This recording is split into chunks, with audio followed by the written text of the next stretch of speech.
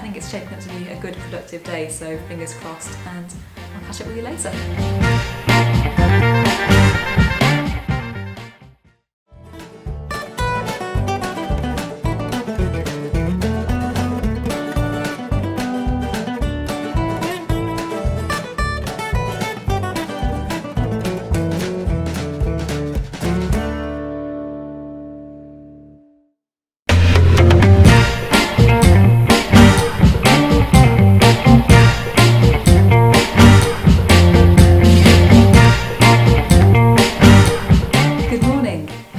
Lovely start to the day today actually. I sent some logo designs off to a client last night for approval, and they got back to me this morning, so they were really happy with the designs and they wanted to actually go ahead and use one of them. So always fantastic when that happens, because it's great when you get something right the first time round, and it's always nice when people are happy with your work and you please the client. So really great news. I'm off to the pub, going to have a marketing and design meeting, so I'm going to go over what events are coming up and what's happening at the pub and what needs promoting. So that will be the graphic design side of the work that I do, and also I need to get some chalkboards updated. As it's looking like quite a sunny day today, I'm really hoping I'm going to be able to get the one that I was working on last time outside finished without getting rained on or getting horrifically cold. I might be able to top up the tan a little bit, that'll be quite cool. And yeah, I think it's shaping up to be a good productive day, so fingers crossed, and I'll catch up with you later.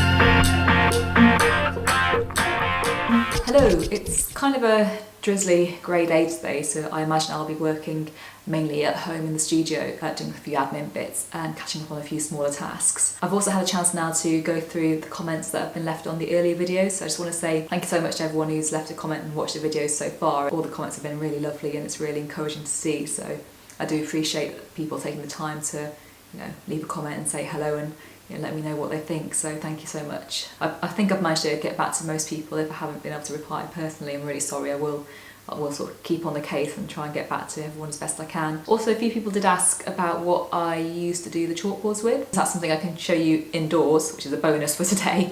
I will do that for you now. This is my chalkboarding kit. It's just a simple toolbox that I got quite cheaply from a DIY store, but it's useful to have everything together and obviously really useful to carry it all around at the same time.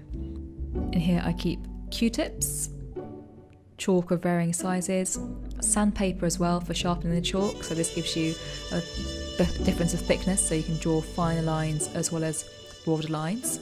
So have the sharp edge to draw thin fine lines when you're drafting out work, and also the flatter edge to draw wider lines as well for contrast.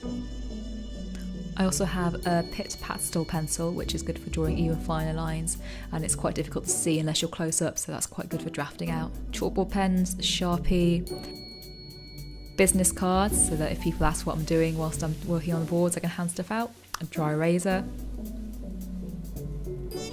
toothpicks, washing up cloth, chalkboard cleaner. I just used this because it was the first brand that I could find. Vaseline, because that's really good for creating a dark contrast, so you rub it onto the Q-tip.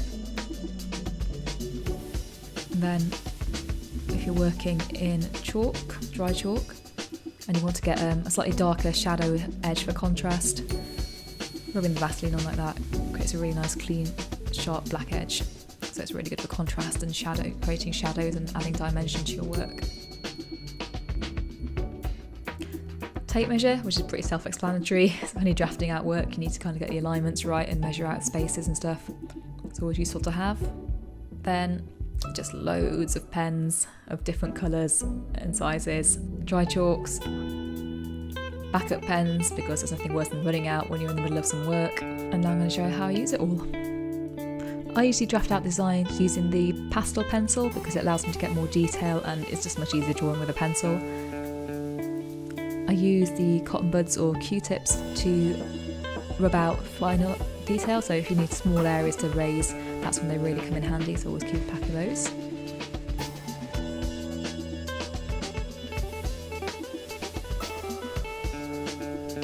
Using the finer nibbed pen to do the outlines with, because that allows you to get sharper edges and just slightly cleaner lines. Here I'm just rubbing out a little bit using a bit of spray on the Q-tip.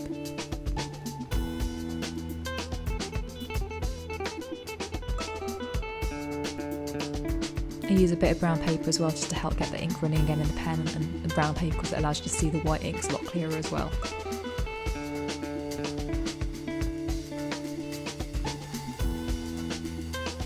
Sometimes you need to go over the lines twice just to make sure they're extra bold and clear.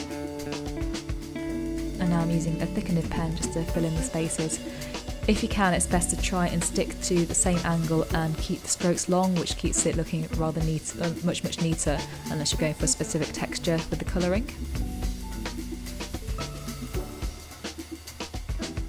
Then using a different colour pen, I'm going to add some hatching as an outline. This is where the guidelines again work quite well, especially if you're not drawing a thick outline as an edge.